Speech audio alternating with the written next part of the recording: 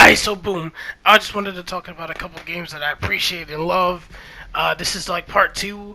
I just talking about four games that I played or watched or just overall enjoyed.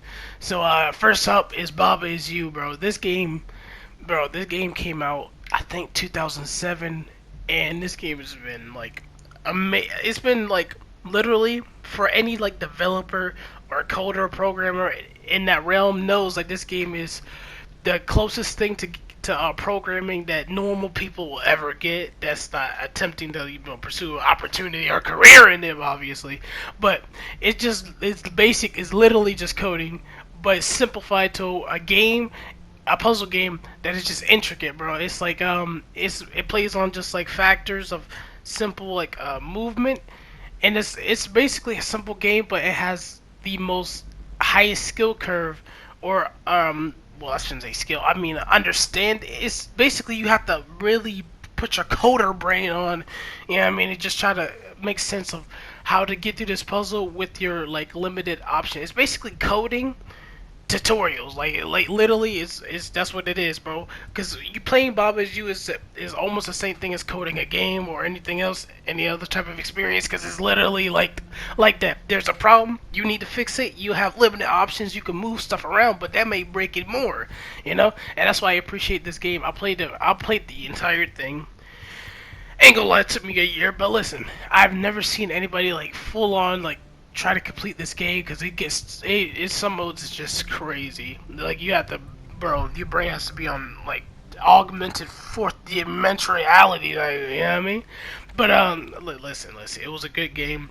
Um, the reason I enjoyed it is because it will show the simplicity of puzzle building. It has a great ramp up. Like the start of it is really simple, but of course, it ramps up. Well, okay, it has a good ramp up, but there's always that wall. It goes like straight there, and then boom, skill like hard, like the difficulty curve go to the like max the roof, and just freaking grinds on it the entire way off. You know, so like trust me, if it's a game that'll get you thinking. Second up is Stanley Parable.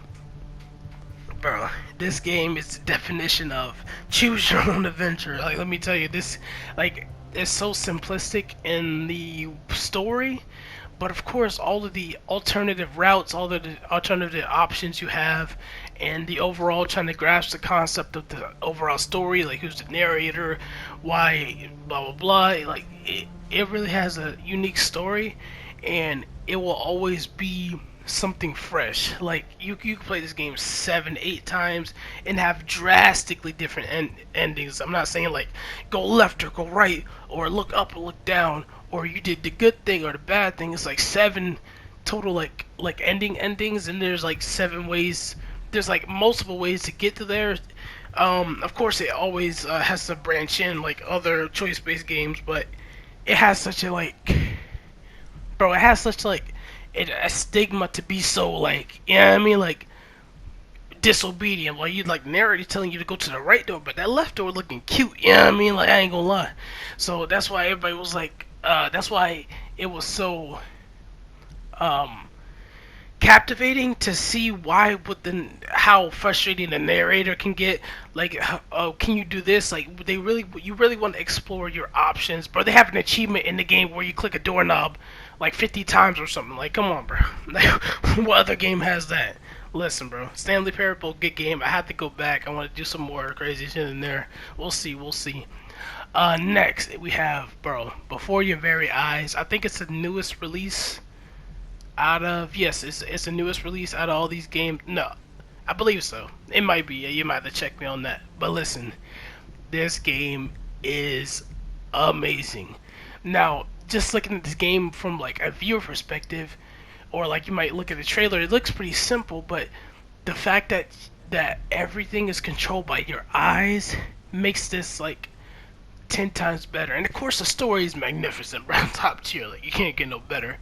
Um, and I really like this story because it shows you like the first time you play through, you think you get sick for a day or a year or two, and then you go to be this amazing artist, but then the reality hits that you gotta tell the truth. Like reality's not so like kind, and bro, he's been sick for months, years, and he dies instead of pursuing his dreams, bro.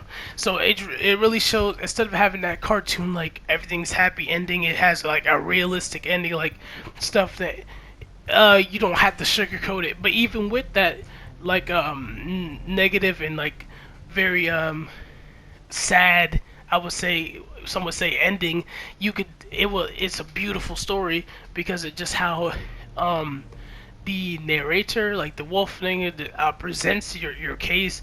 Even though it's shrouded with some bad and good parts, he can uniform both of those stigmas into something cool. You know what I mean?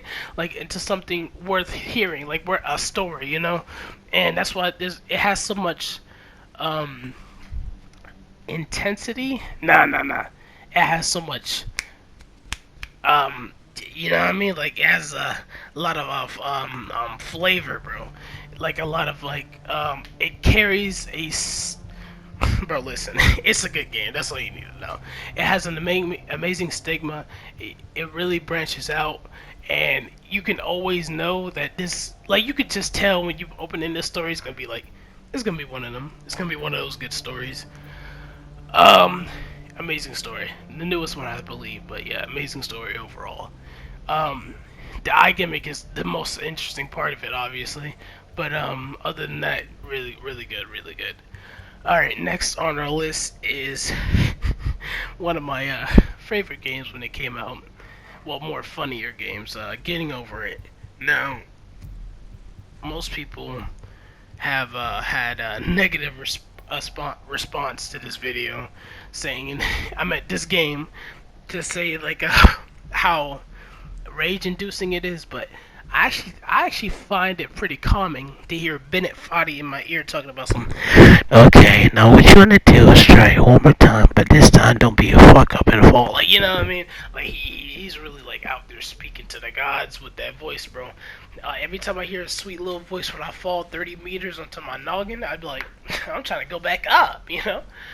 But alright. But for real, but it was a good game, an amazing rage game, and I think the simplicity of just being a physics game with a weird mechanic of motion, and obviously weird mechanic of getting to the moon, apparently.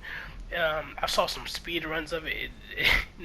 It's unnecessary, but listen, it is a good game, simple, but I had to put it on this list. It was just like something that you were like looking in awe when you saw somebody play the game and then fall from 92 feet onto their fucking brain cells. Like it was enjoyable. It was enjoyable.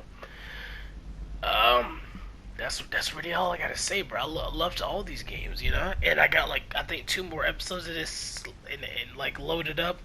Um, bro, these games are good, bro. Just try them out. Watch somebody play it. Like these are really interesting games. They're pretty old games, most of them that I have on the list. But hey, man, even though it's old, it's still golden. You know what I'm saying?